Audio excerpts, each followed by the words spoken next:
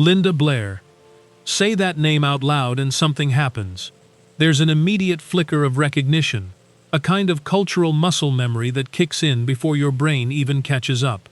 She didn't just become famous, she became the kind of famous that transcends generations. The kind where people who weren't even alive in the 70s still know exactly who she is. And it all traces back to a single role that permanently altered the landscape of cinema. She was barely a teenager when she stepped into the part of Regan MacNeil in The Exorcist, widely regarded as one of the most frightening films ever committed to celluloid. And here's what people often underestimate. It wasn't the special effects, or the makeup, or the sound design that made that film unforgettable.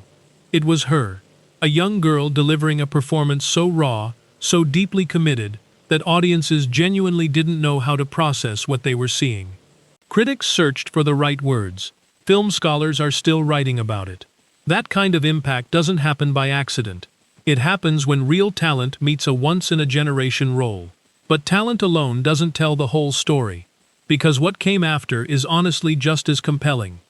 Growing up famous isn't a privilege, it's a pressure cooker. And the entertainment industry has a long, uncomfortable history of burning through young stars and moving on. Blair didn't let that happen. Rather than spending her career endlessly circling back to Regan MacNeil, she pushed forward. Different genres, television projects, roles that allowed her to take creative swings that didn't always land perfectly. And that was entirely the point. She was building a career on her own terms, not just protecting a legacy. That kind of quiet persistence earns a different kind of respect. Audiences started to see something in her beyond the iconic performance. A stubbornness, a grounded quality, an authenticity that's genuinely rare in an industry built on image. She stayed present, stayed working, and over time, the narrative around her shifted. She wasn't just the girl from The Exorcist anymore. She was someone who had genuinely endured.